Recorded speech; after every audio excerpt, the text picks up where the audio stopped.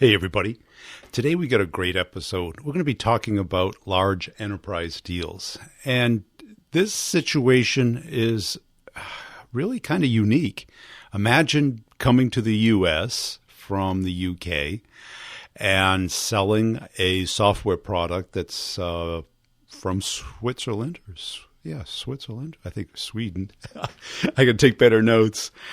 And selling into the enterprise at the highest level, at the COO, CIO level, and being able to keep the deal moving and keep the deal at the right size. And I think what I got out of this interview was that this rep clearly understands why they buy. We talk about the elements of a deal and the engine of a deal, because too often, especially today, everybody wants to summarize a deal into math. And, there's elements of a deal that fit that. Are you talking to somebody who has the budget? Is there ROI? Is there a date? All of these elements, these artifacts of a deal are critical. But if there isn't an engine to the deal, a driver, a momentum, a forcing function of the deal, then the deal typically stalls or it becomes smaller or it gets delayed. And this is the natural effect of the B2B sale, especially when it's not a repeat order or something that's viewed as a must-have or a commodity. If you're selling something that is transformational, that's new, that's unique, that's different, that they haven't bought before, that they don't understand completely, that you have to do a proof of concept for, this is a great episode for you. I think you'll really enjoy it. These are also the elements that I teach in closing the complex sale and winning it, because the default is to do nothing. Doesn't mean they don't have money. They have money. They have a need. They like it, but they don't know how to get it done. So let's get into the interview. Make sure you're checking out our friends over at CoVideo. Video email is one of the ways to stay engaged with your clients, to build up that connection with them. It's not the only way, but it's one way. Video is becoming a critical element of pretty much every sales process today. And why not include it in your prospecting, your account development, and your outreach to be able to be more engaging? So go to covideo.com, check it out. Also, I'll sum up the office hours. We had a great one yesterday, great community participation, because you get many different perspectives. I'll sum that up at the end. Here we go with the interview. Hey, Seth, welcome to the show. As a way of getting started, tell us a little bit about yourself. Hey, Brian. Yeah, so Seth White. So I am a major enterprise rep for a company called NextThink. As you can hear by my accent, I'm not native to the US. I started off with the company I'm with now, NextThink, in December 2015. And a couple of years later, my CEO had the misguided view that I'd add some value for him in North America, which is now, of course, the biggest space where we want to grow. And so I relocated myself and my wife and I guess at the time, 7-month pregnant wife and an 18-month-old son to Salt Lake City, Utah, where I now cover the West. Yeah, it's a lot like the UK, isn't it? No, it's not actually. You've noticed a difference? Yeah, just a few. But I lived in the US as a teenager. Between the ages of 12 and 18, and that's where I was. So I've always kind of had this slight allegiance to the US as well. So it was always interesting for me to have the opportunity to relocate back. So yeah, it's been going great. So you like it? Yeah, absolutely love it. Yeah, absolutely. Cool. And how'd you get into sales? Good question. So when I was studying at the University of Nottingham in the UK, just doing business, I was working selling cell phones part-time.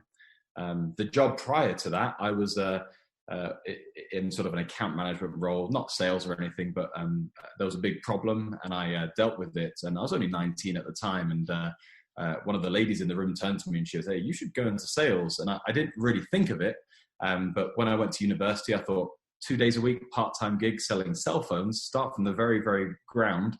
And I enjoyed that more than my education. So decided after that, I'd like to get into the enterprise space, where I was doing cell phones initially, then moved into, then jumped a couple times because, to be quite candid, they didn't pay very well, to be honest.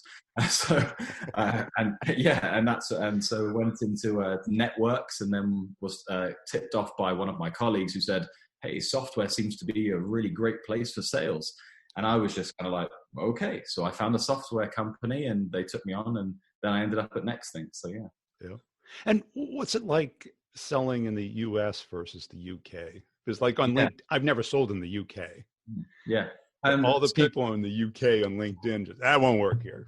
yeah, I know, right? yeah. So there is a difference. The primary difference I find is that in the UK, is that face-to-face meetings are a lot more commonplace. Yeah. They expect you to get on a train for 3 hours if you need to get there. So that was one of the big differences. And I think in terms of a culture in the US, it's a bit more of an openness to buy and sell. It doesn't necessarily make sales cycles easier, but what it does do is makes people a bit more open to new ideas sometimes. But having said that, the common denominator in that space, I guess, of a transaction happening is oftentimes the representative. So you've got to make what you have, right? So the benefit in the UK, lots of face-to-face, which is really powerful. Whereas here it's quite a lot remote until it gets really serious. But US has the advantage of, I think, obviously a lot more enterprises, but also a more greater propensity to buy. Yeah. And who is your buyer persona for your product? Yeah, so buyer persona for the solution we sell NextThink is CIO or COO or CIO -1. So VP of operations, VP of end user computing. That's the sort of space that we find ourselves. VP of infrastructure operations, etc. So real easy to get their time, right? Oh yeah, just real easy. Just pick up the phone. They're waiting for you. No, yeah, and that's what makes it difficult, right? These are people who very, very busy. But the good thing about the solution that I am responsible for selling is a very, what I would call a strategic solution, whereby there is a very crystal clear reason as to why someone of that level should be involved. It's not a matter of just getting to them and rubbing shoulders with the guy who signs the check. It's too self-serving, but there is I have very clear reasons why we expect our prospects to engage at that level, and it always works out for them and us. So everyone wins in that regard. Okay. Do they recognize the brand name? Are you that well known? No, not at all. So our company is we're originally a Swiss-based company. So a Swiss software company. It's a bit obscure. Oh, yeah. Can't think of one, right? Exactly, right. Naming all the Swiss software companies. But so coming to the US, that's one of the harder things. We oftentimes I found in the US, other vendors or solutions out there will scream about their product from the mountaintops before it's even built. And so with our solution, it was kind of the solution's ready and exceptional. However, people don't know who we are. So it's a matter of just immediately being able to get that initial engagement. And then usually providing it's positioned and the values explained in the right way, they understand and they take our lead on how to purchase or go through a cycle with us. And do you have any inbound or is it all outbound? Since I've been here, coming up to 5 years, I've not had an inbound inquiry, not once. Wow. No. And here's the thing, right? I mean, inbound inquiries are great, but they just don't happen. You have to kind of forge things forward yourself, use initiative, and understand that you're accountable for two things, right? You're accountable for a pipeline, and you're accountable for a portion, at least, of that pipeline to close and turn into actual revenue. I'm not targeted on activity, and I can't hold marketing accountable and say, hey, you didn't generate me X amount of leads, so you're gone now. That's not how it works, right? So, but I've got a product, and that's what matters most, right? And a team to support me. So. And what's your territory? So I cover all of the West, actually. So as of last year, it was the TOLA region, so Texas, etc., and then also the West. I was the only one, right, on the ground, whereas now things have broken up. So now I'm covering the West, and I'm kind of in a dual role at the moment. I am both an individual contributor, but I'm also managing a new rep who we've just brought on board as well. So that's kind of a quasi role, but I'm ultimately an individual contributor from a I guess, compensation standpoint. And how do you prioritize such a large patch? Yeah, it's a really good question. So to prioritize a patch the size of the West is very much to focus on the areas where you know you've had success before, so it's easily referenceable. Looking at the actual existing accounts that you have in the West that are successful, and being able to reference that space as well. But at the same time, that's the safer side of the play. But then there's also, what do we need to do to build our reputation and to secure agreements with major logos that will send a message to the West, right? Who are the ones we need to go for to target? And that's what we've had some great success with in the past couple of years. Very, very big software companies are engaged with us and other large enterprises. And so that's building a really strong reputation. So it's a combination of the two, really. Okay. Yeah. Because like in my book, I call that the kingpin strategy, where you try and find who's the kingpin that if you knock down, they knock down other pins behind them. Yeah, exactly. And the thing is that it's not always, I always say to engagements who I'm talking to is when they get into the middle of a cycle and they want to learn more about us and our customers, but if I'm proactive in terms of saying, look, and I always say this, you're in good company, right? I let them know that they're not the first one. They're not the early adopters. There are other people around them who have been through this journey, who have trusted me and my team in helping them come to a decision that's right for them. Then they're a lot more open to be like, okay, so show me how, because the space that with NextThink where we operate in, it's not a very well-defined space. Which brings about it's a two-edged sword. There is the downside of people aren't knocking on our door saying, hey, we need your solution. However, it creates an opportunity whereby we can actually define the sales cycle, that they've never been through it before. So they are willing to take our advice based upon what's going to help them make a really good decision. So two-edged sword. It can be difficult, but it's a really good opportunity as well. And your cold outreach, is that to the CIO, the COO? The cold outreach will be to CIOs. I would say more the CIO minus ones, though. CIOs often get bombarded so much. Yeah. But on the more strategic level, your VP of operations, etc., they're the ones we often engage with. And even if they say, okay, it looks interesting, I'll push you to my guy, we'll engage with them to qualify things further.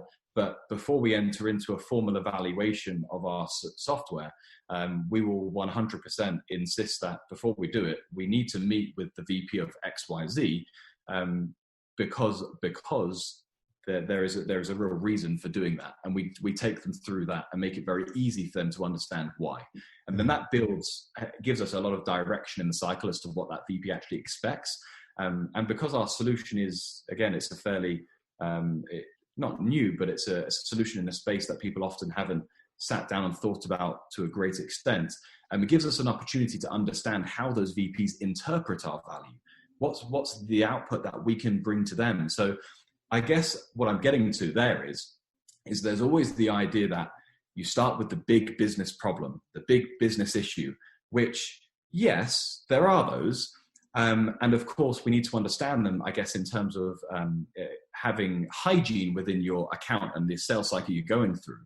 But what's really important, at least from my experience, is to understand, how do you interpret value, right? What's actually valuable to you in your enterprise? And yeah, you may have some big business issues going on, but specific to what I've just shown you, right? How does you tell me how it's going to help you? And then we will work to do that, right? Within the realms of reality of what we can. Well, yeah, because a lot of times they look at it like a Rorschach picture, where you're showing them things and they're starting to see things that they could do with it that may be different than your big image. Exactly. And that's the piece where process around, whatever process sales organizations have, MedPick, etc., they're great. But they're great in the context of bringing some sort of scalable, consistent methodology where you can say, these are the things that we need to understand. However, what's more important than capturing information is capturing information that you can fold back into a cycle, which actually helps the customer and actually helps drive your opportunity forward. So the analogy I use is you can get all the things you need. You can get the wheels, you can get the bodywork, you can get the seats and the steering wheel, but it's not going to give you the engine, right? That's the thing. The engine is going to be often quite unique on a customer by customer basis, and that's what's going to propel things forward.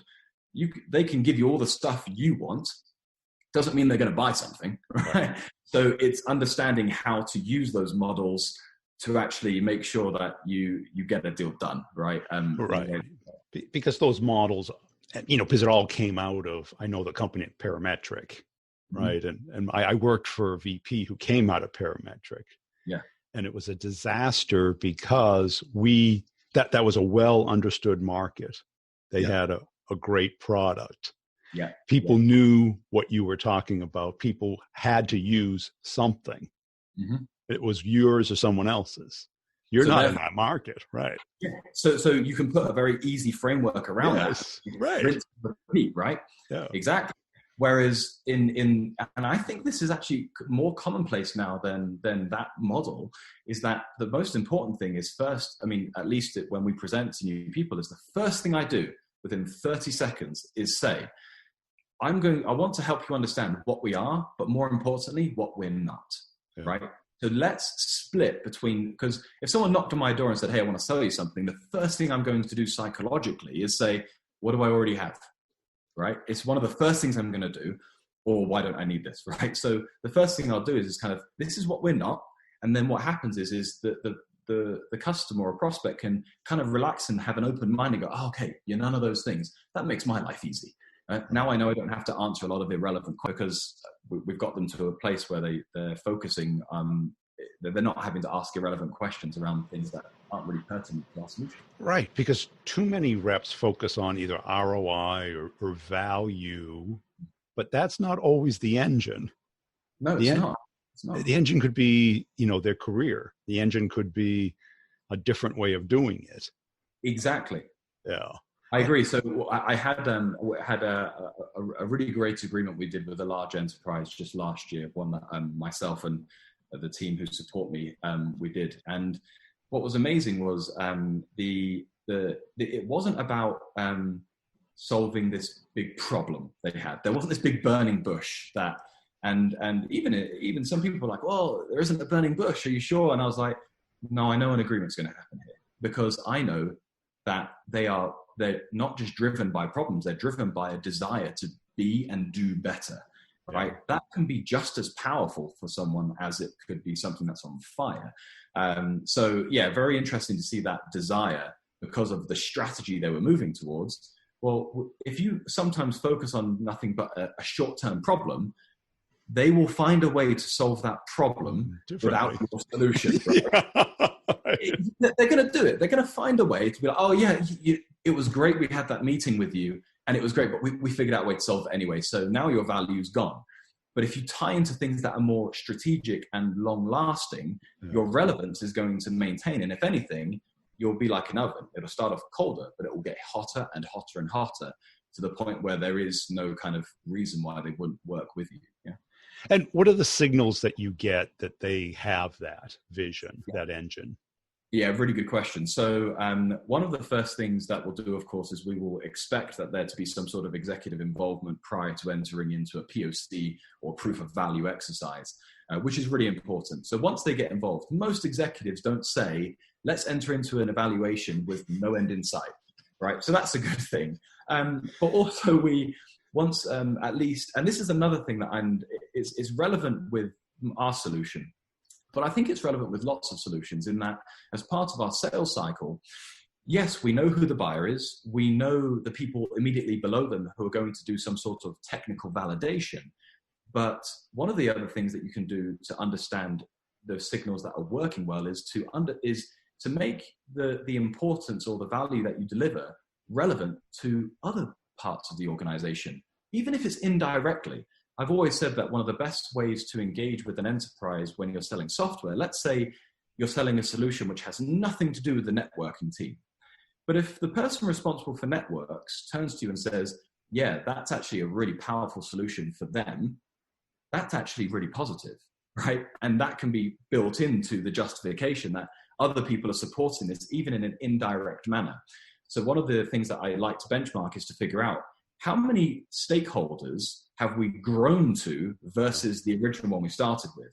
And then you create momentum, because behind the scenes, when you're not there, they're talking and they're agreeing and they're saying yes, and this makes sense. And all you're doing there is you're actually making it easier for them to understand the perspective of the people they trust most. Yeah. And therefore, so that's one of the other big signals. And then the other one is, it's my own little silly phrase. At some point in every sales cycle, right, they have to go and do an internal presentation to secure the funding. And I call that the let the little bird fly. In other words, you have no more control. It's in their hands. And you have to hope you did the right job in enabling your champion or sponsor to go and pitch as well as or better than you can in the context of that company. Yeah. So I call it the let the little bird fly moment. And prior to that moment, if I can see this as one of their top 2 priorities of what they're doing day to day, I know they're going to do a really, really good job. And they're asking for my insight and my input on how to do that.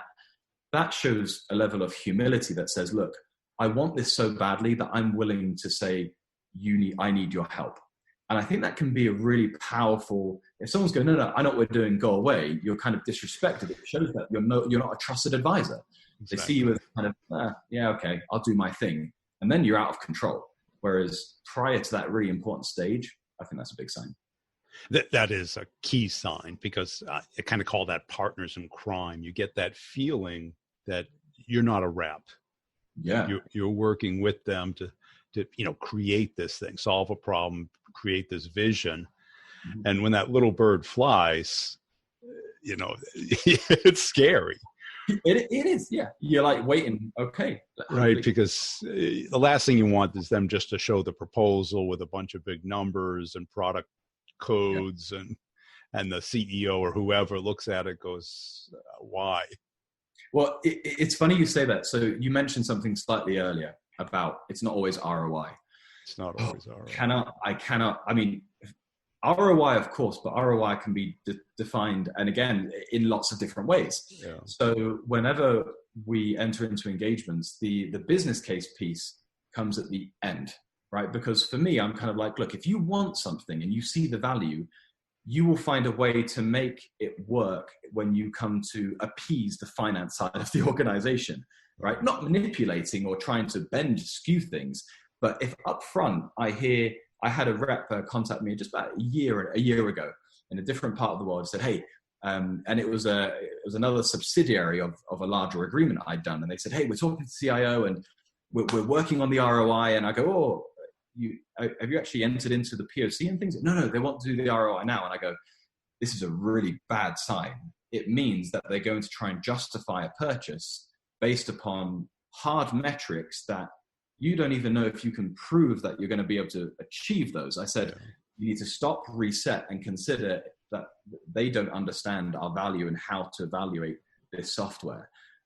Needless to say, the deal didn't happen, right? And it's because from the outset, they were focused on, they were appeasing the customer to the extent that they weren't helping them. They were trying to force a square peg in a round hole.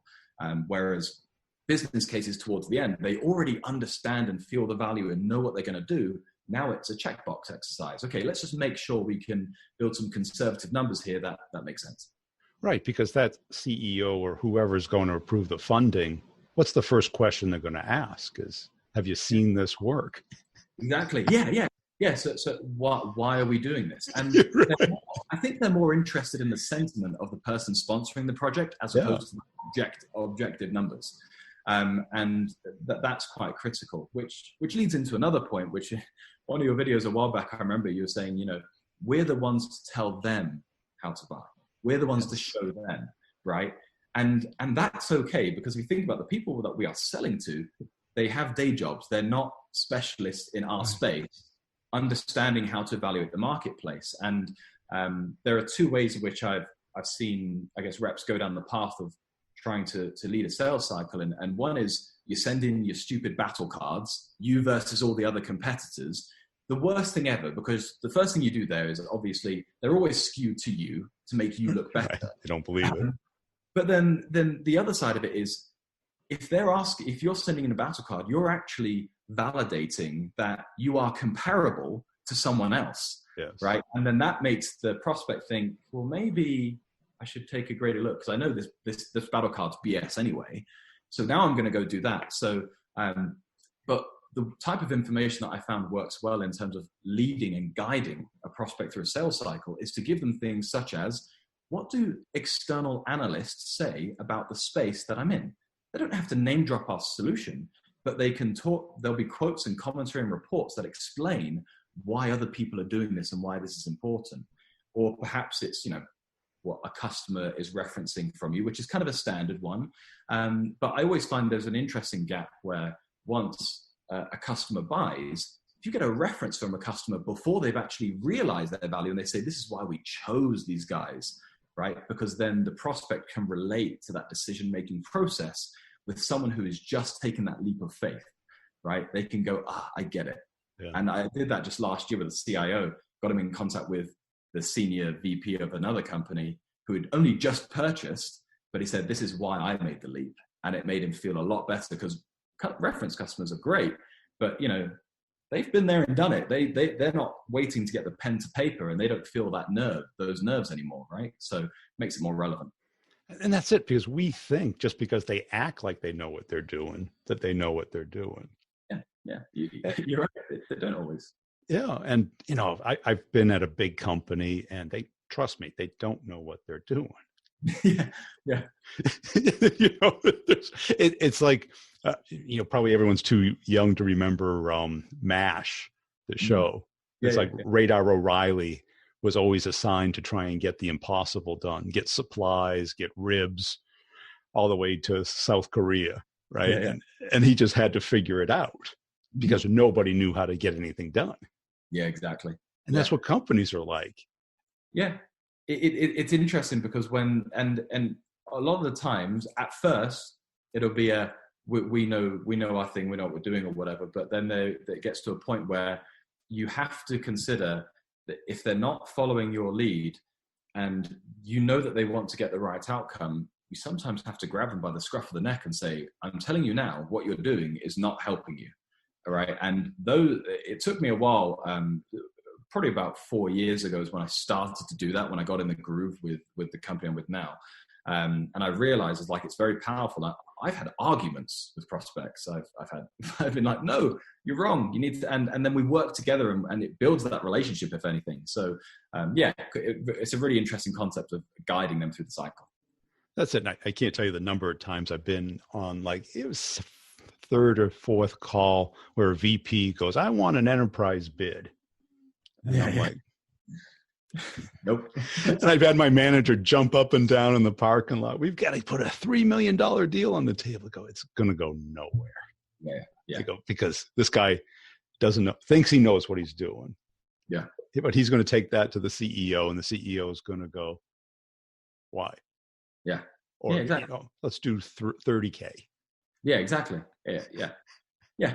And you don't really have a deal. You get some tiny little experiment. Yeah, exactly. And that's the thing. So, I think the way in which they purchase your software, if they're asking for something which is non-standard with how your customers typically buy, it's a big red flag. Yeah. It means they don't understand something. It's usually a misunderstanding as to why. So, for example, when I sell our software, sometimes prospects will say, well, I know we've got 100,000 to cover our estate. It'd be 100,000 licenses, but we want to start with 5,000. And I'll go, okay, I understand that appears to be the risk-averse approach, but what you're doing there is you're actually going to fail in the operationalization and the adoption of our software, which will mean that you won't expand anyway, and you'll churn from us within a year, no problem. And then I say, look, but in the POC, this will become a lot more obvious to you. So let's go through it, and then you'll see that almost every use case that you said is interesting will fall flat on its face if you try go down that path. Right. So yeah, it's important to look for those signs as well. And how did you learn this? Did you have a great mentor, or was it trial and error? Was it? Yeah, I've just had the honestly, I've had the experience. So a few things. For me, at least at NextThink, one of the most important things I had was the first 3 to 4 months. with my director at the time, who had just come out of the field, who had already been selling the software, just kind of taught me to pitch, right? And that was the first thing to get my initial conversations going.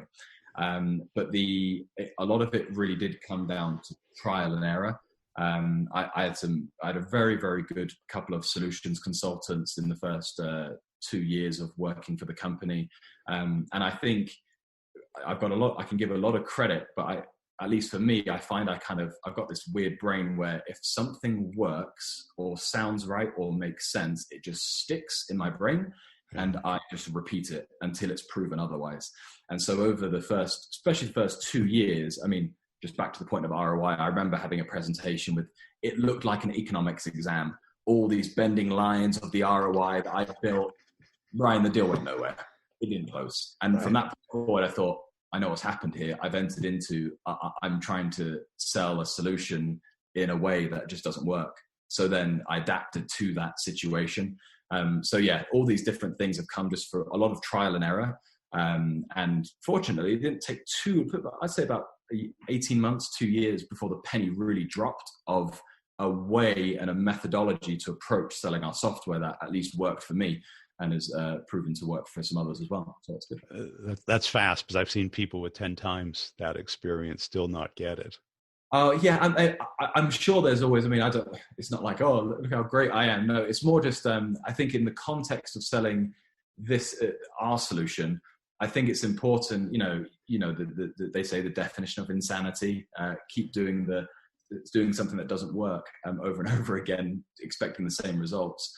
Or expecting different results. And so, yeah, it was just a matter of adapting to those scenarios. But to be honest, I think early on, I started on just raw energy and a belief that I'm going to do really well.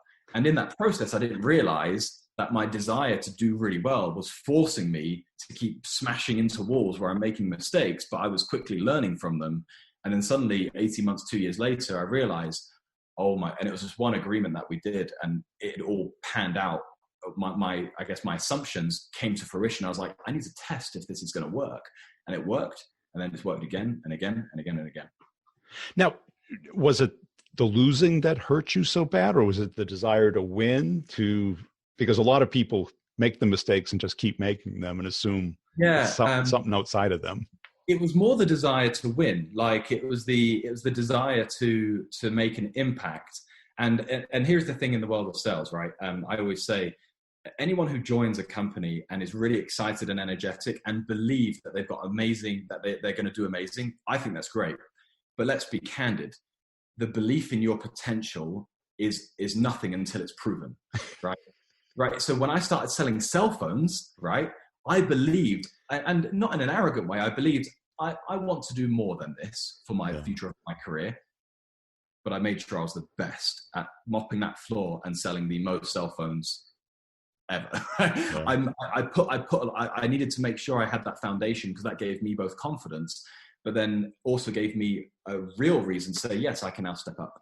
And I think that happens in sales as people go into an enterprise. They believe that they were born with this amazing gift, right? And they think that if something goes wrong, they're not the common denominator. It's some other issue, but that's accountability, right? Right. And they spin around year after year, bouncing around, and they'll reference a deal from 5 years ago that was given to them or something, right? Right. That they won.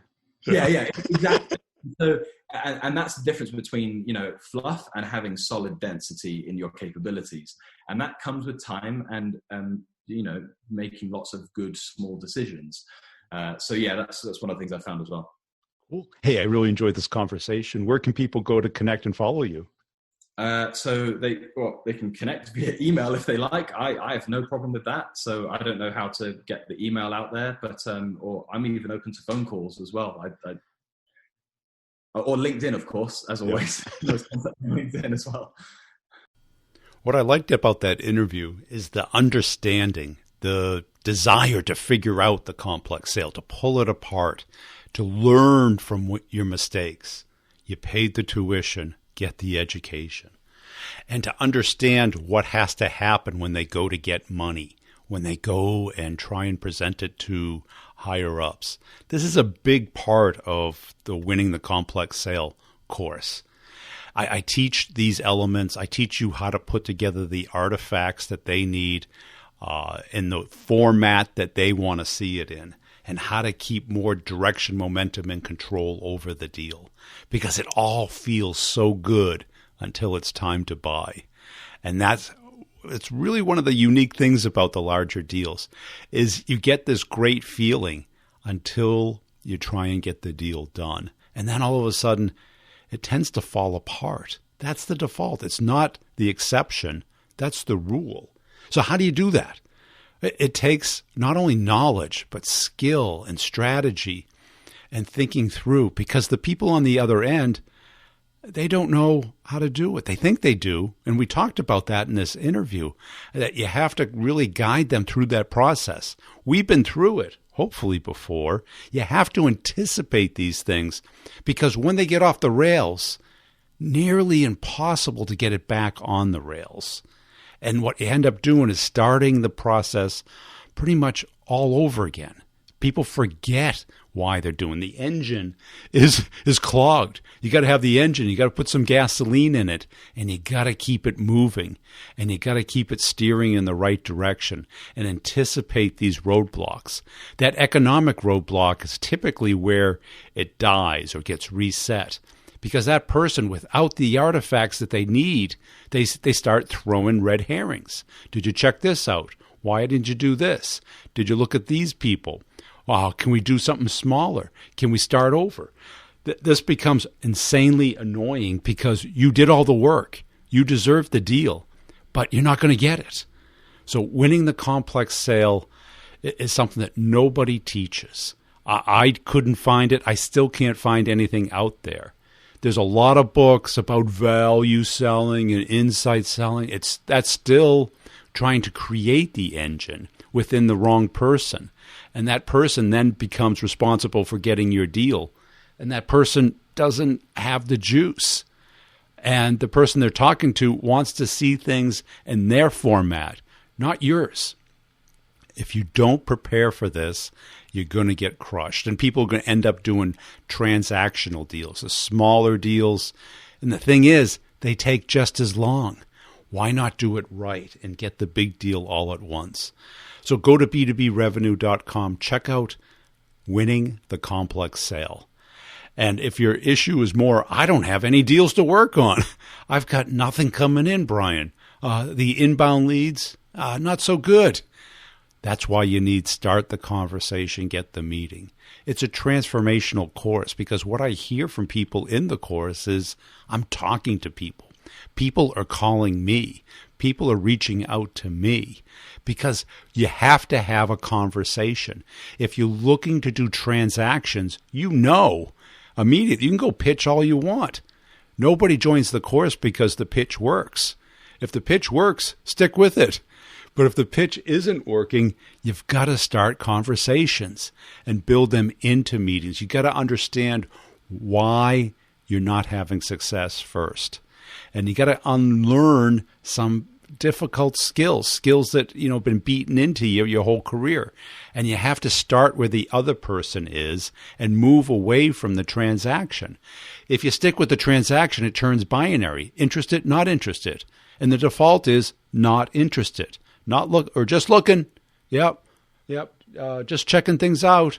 I just want to learn more. I just want to understand.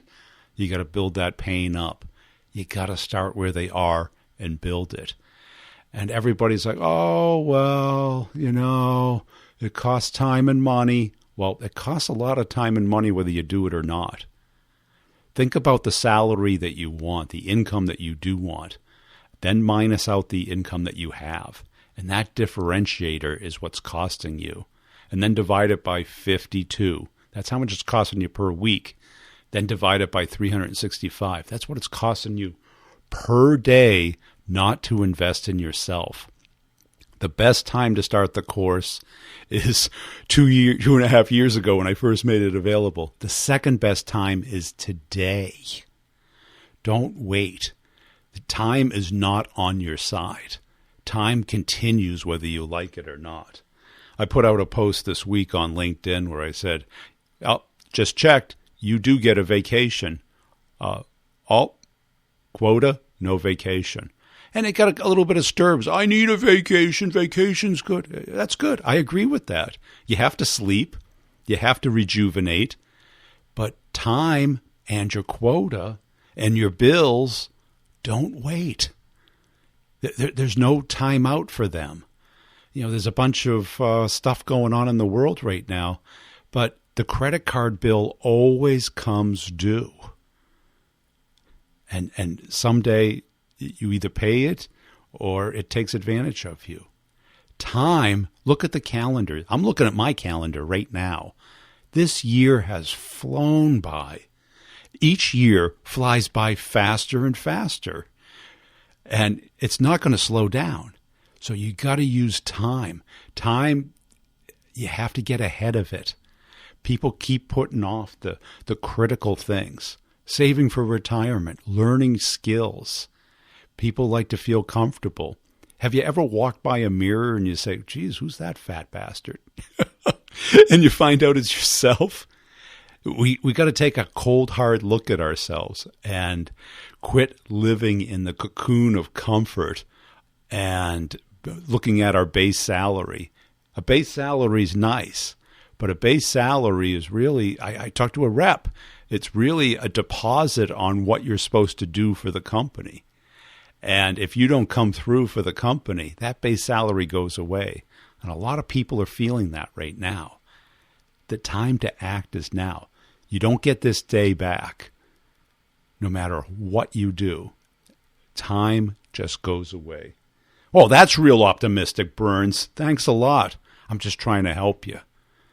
Because, I talk to a lot of people, oh, when's the best time to start a podcast? And I go, well, the best time was probably 15 years ago. Second best time is today. I wish I started mine earlier. I would have got a big leap. Starting early and making the investment when the risk appears high, when it's a sure thing, it's usually too late. You want to start when it is a little risky and build up the two major skills that you need in B2B sales. It's starting conversations that turn into meetings, and it's winning the complex sale. It's very different than the simple sale, and nobody really teaches it. What you hear is, oh, a great subject line. People think if you just get a meeting that you get a deal. No, you just got a meeting. And if you get involved in an account and they buy something, they're going to buy a lot. Maybe, maybe not. You have to be able to guide that. You have to be able to develop that. You have to be able to understand it and have a strategy. This is a performance profession, and you have to understand the whole game that you're playing, not the in particular element. And I hope what you got out of the interview today was understanding the whole game instead of trying to just break it down to a few metrics. The metrics can be helpful. They can be a good asset test, and I like them. But they don't tell you the whole picture. They don't give you a real understanding of where you are and where you need to go. And at the SVP level, they may be the way you look at a deal. But the big deals, the enterprise deals, they have other elements that don't fit into an equation. They have an engine. And do your deals have engines? We'll see you next time. Appreciate everybody listening. If you see my stuff on LinkedIn, could you give it a little thumbs up? I'd appreciate it. Tell a friend about the show, some rep that you really like and respect. If you'd like to be on the show, hit me up on LinkedIn. I'm looking to talk with the best salespeople in the world. And if you have a particular skill or talent in the sales field and you just want to share that, love to share it with the community. I have 2 other podcasts I want to make sure you're aware of. Sales Questions, Brutally Honest Answers. It's a less than 10-minute show daily answering your questions about sales. And then there's the B2B Revenue Leadership Show. It's more targeted at leaders, but if you want to become a leader or you'd like to hear about those issues, check out that show. All the stuff is stored up on YouTube. If you're a visual person and you like videos, just search Brian Burns Sales on YouTube, and we'll see you next time.